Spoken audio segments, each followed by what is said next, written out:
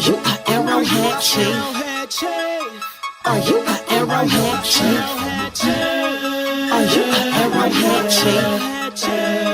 Are you an Arrowhead chief? Look, it's a whole new season. Crowd getting pumped, yelling from the bleachers. Tomahawk chop blasting from the speakers. Cheerleaders ready, lacing up them sneakers. 16 games, 16 ways. Kansas City Chiefs gotta rep that name. Push to the end, gotta win each game. Blood, sweat, and tears in the snow and the rain. Never give up, gotta push through the pain. Chargers, Rams, Raiders, Broncos. Grab your peanuts, grab your nachos. If it's raining, pack a poncho. Lip in the sky, soaring high. Kansas City Chiefs, now we're on the rise. Super Bowl ready, it's the perfect time. You can see the passion looking in their eyes. Sold out games, sacrifice. Want to be the champs, gotta pay the price. Tune in live now, Channel 5. Kansas City Chiefs bring the town alive. Sold out game, sacrifice. Want to be the champs, gotta pay the price. Tune in live now, Channel 5. Kansas City Chiefs bring the town alive. Kansas City, are you an Arrowhead chief? Stop and do the nay-nay, now we chop it to the beat. Tailgate every Sunday, yeah, we bleed that red and gold. Kansas City Chiefs, it's time to take control. Kansas City, are you an Arrowhead chief? Stop and do the nay-nay, now we chop it to the beat. Tailgate every Sunday, yeah, we bleed that red and gold. Kansas City Chiefs, it's time to take control. Now stop and do the nay-nay. Scored another touchdown, now it's time to hit the balls. Now stop and do the nay-nay. Scored another touchdown, now it's time to hit the balls. Now hit it.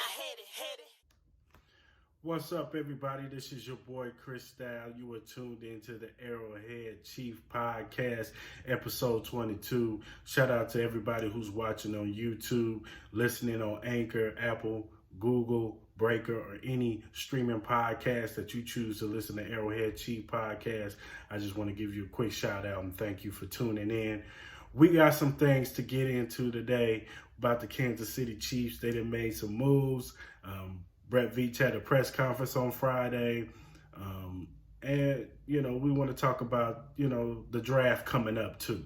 So if you're not sleeping under a rock and you follow the Kansas City Chiefs, Friday, Veach had a press conference.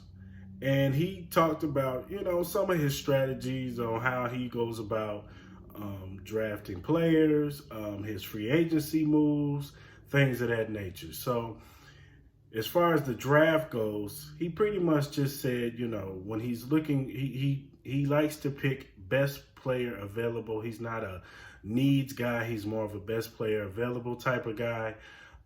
I tend to be a best player available type of guy because sometimes when you draft a need, you end up reaching for a player. So sometimes you got to just draft when the way the board falls in the draft. If a few players that, when they make their boards, they have top players that they rank in certain positions. So when those players are gone, you don't want to get caught up into a position where you got to reach for example, a left tackle or a wide receiver or a linebacker, so on and so forth.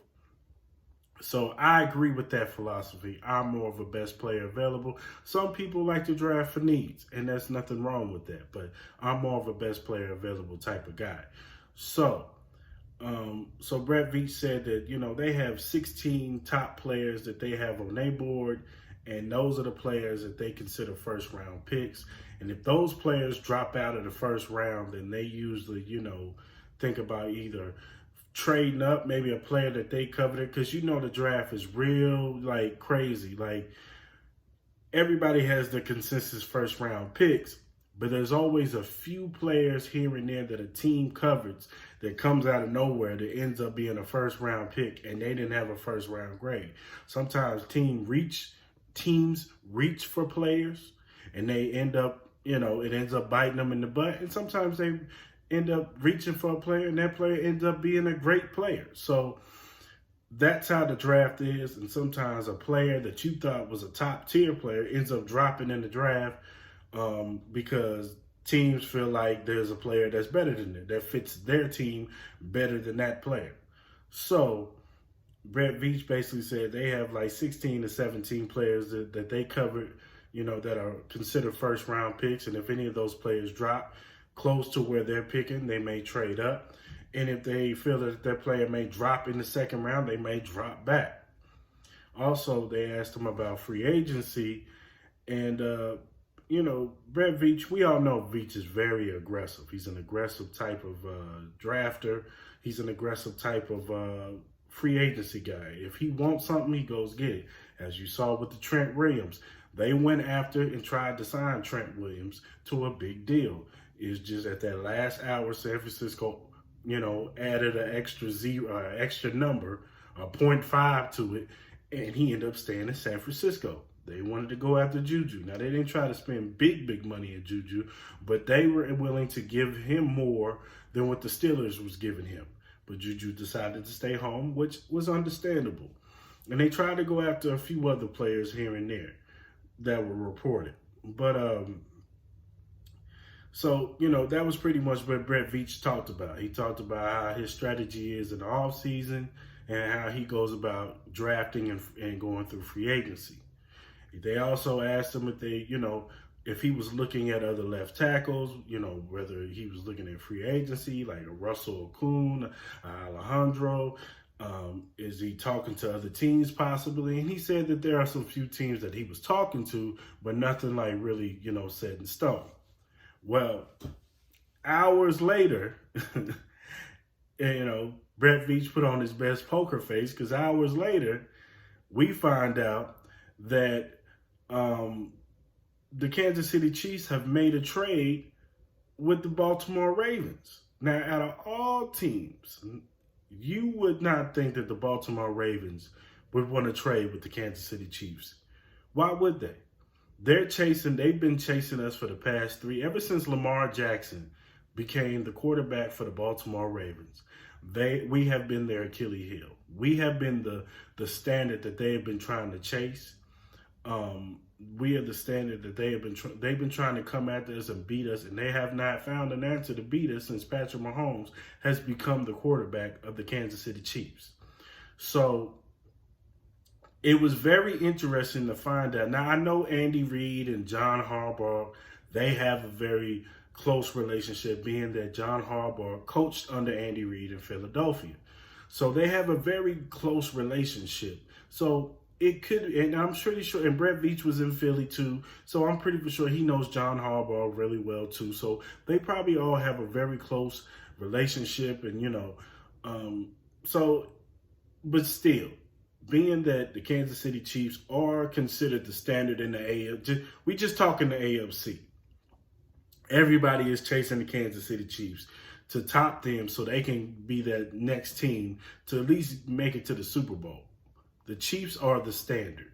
So it was surprising that a team like the Baltimore Ravens would help out the Chiefs in the biggest need that they had, and that's left tackle. And so they ended up trading Orlando Brown Jr., who was a 3-time Pro Bowler. He played on the right side. Then last year, when I think his name is Ronnie Stanley, got hurt, he ended up playing on the left side and played really well. He played left tackle in Oklahoma when he played there. He played left tackle when he was in high school. So playing left tackle is nothing new to Orlando Brown Jr. Also, his father, Orlando Brown Sr., who was a big-time left tackle in the league, so he has pedigree at that position. So it was really surprising that the Baltimore Ravens decided to make this move. But on the Chiefs side, it was a really great move. So here was the particulars of the move. The Chiefs gave the Ravens their first round pick, which was the 31st pick. They gave them a 3rd round pick, the 4th round pick, and then a 5th round pick in 2022. Where the Chiefs, of course, got Orlando Brown Jr., but then the Ravens sent a 2nd round pick. So we got 2 2nd round picks, and then they gave them a 6th round pick in 2022. So personally, I think this deal was a win. It was almost a steal. It was a steal. You would think that if the Baltimore Ravens was going to trade a player to the Kansas City Chiefs, they were going to ask for the house. At least a 1st round pick, another 1st round pick next year, and possibly a 3rd round pick, something like that. But I believe that the Kansas City Chiefs got away with highway robbery. I believe this was a steal of a as far as trade, because the trade value can end up coming out to being like a second round pick that they gave up, pretty much. So the Chiefs are still looking pretty in the draft. They still can make moves and get players that they need to help out with this team next year. And they finally got a left tackle in Orlando Brown Jr. So the offensive line is pretty much set now. You got Orlando Brown Jr. as tackle. You got Joe Tooney as the left guard. You got what's his name, Blind from the Rams at center, who was a solid center. He's been a solid center for the Rams for the longest. You either have LDT coming back, or you have Wiley or Kyle Long, who came back. They can battle it out for the right guard. And then you have either Mike Remmers, who played good on, I know everybody hears Mike Remmers and they're like, oh Lord, but he played very good on the right side when Mitchell Shorts went out. He was a very good right tackle. He was a good fill-in. He just, on the left side, that's not his forte. But on the right side, he's a very good right tackle. Then, or you got the kid that they drafted last year from TCU, Lucas Nguyen, who can play on the right side. So our offensive line is pretty set. Now, I wouldn't be surprised if the Chiefs in the draft maybe get an additional guard, or maybe they get another tackle that they can let, sit on the left side, because there is reports that there is no talks of any extension. He's going to play out the year, and the Chiefs can end up franchise tagging Orlando Brown, or they can sign him to a deal in the offseason. So at the end of the day, it's a win-win situation. The Kansas City Chiefs got a premier left tackle finally. They don't have to reach in the draft for a tackle and wait for some young player. They got a proven guy who's been there for 3 years, who played the position and played it at a high level. So no more that now the Chiefs, Keenum, you don't have to panic no more. You ain't got to worry about it. You ain't got to talk bad about Brett Veach no more. Brett Veach did something that, and this has not been talked about a lot. Brett Veach what makes Brett Veach great is this. He knows that he has an asset, a great player, in Patrick Mahomes. Look at the Seahawks. Look at the Green Bay Packers. Look at how, even when Andrew Luck was with the Colts, look how they treated their quarterbacks. They thought, oh, we got a great player. He could just patch up any deficiencies that we have on the offensive line. And what ended up happening to Andrew Luck? He ended up getting beat up and hurt to a point to where he said, I can't do this no more, and he retired. Even when he had a good offensive line, he was like, I can't do this no more. I want to go away. I'm not feeling this no more. Russell Wilson, he wants out of Seattle because they don't take care of him. No, they trade away all his good offensive linemen, and they don't help him enough. Same thing with now with Aaron Rodgers, it's more so offensive weapons and how they draft and stuff like that. But still, the one thing about Brett Veach is that he is not being that GM that's just codependent on Patrick Mahomes, and Patrick Mahomes is just going to cover up everything that's wrong with. No, he is trying to assemble the best pieces around Patrick Mahomes so he can get the best out this kid while he's still young and while he can still compete for championships. So he's putting the offensive line together. He's probably going to get he's trying to get another veteran receiver to go opposite of Tyreek Hill and Travis Kelce. Now, I think they'll probably draft a receiver early, and I do think that they're putting their hopes into Mecole Hardman, and I think they're putting their hopes into Byron Pringle. I think they're going to really give Byron Pringle that chance to step into where Sammy Worrell was, because, Pringle is a big body receiver. He's tough. He makes big catches. He's an athlete. He has speed to him.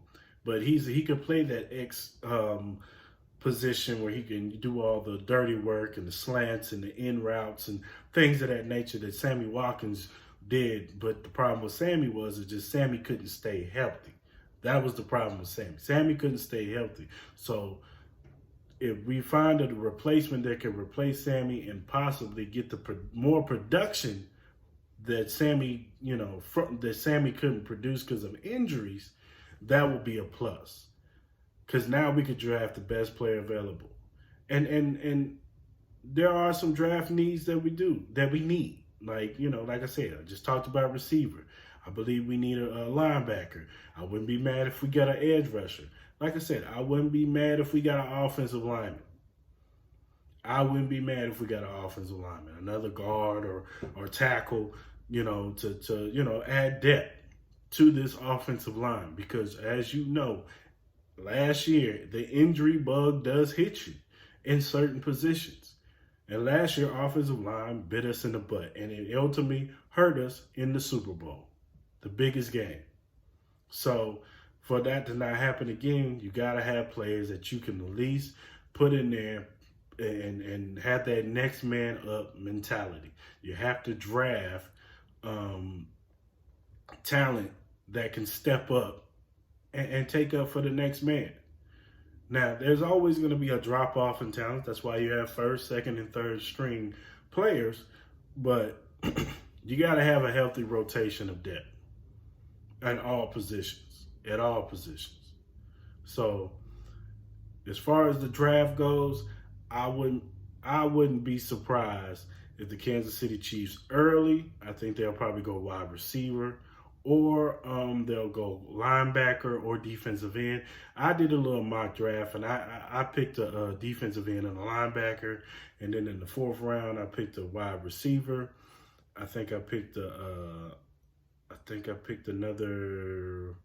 tight end. I picked a tight end because I do believe we need another tight end that can possibly be a development tight end that can train under Travis Kelce, because Travis Kelce ain't getting no younger. Now, his game is getting better as he gets older, but he's not getting no younger. Eventually Travis Kelce will get old.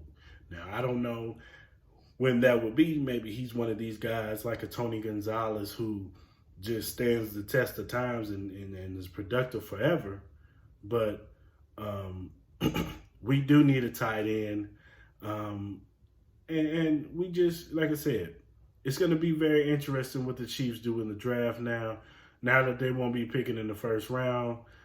We have a habit of not doing that, but it's all right, because I'd rather you go get a veteran than to get reach on some offensive lineman, rookie, and try to roll the dice with that kid, and then he ends up being a bust.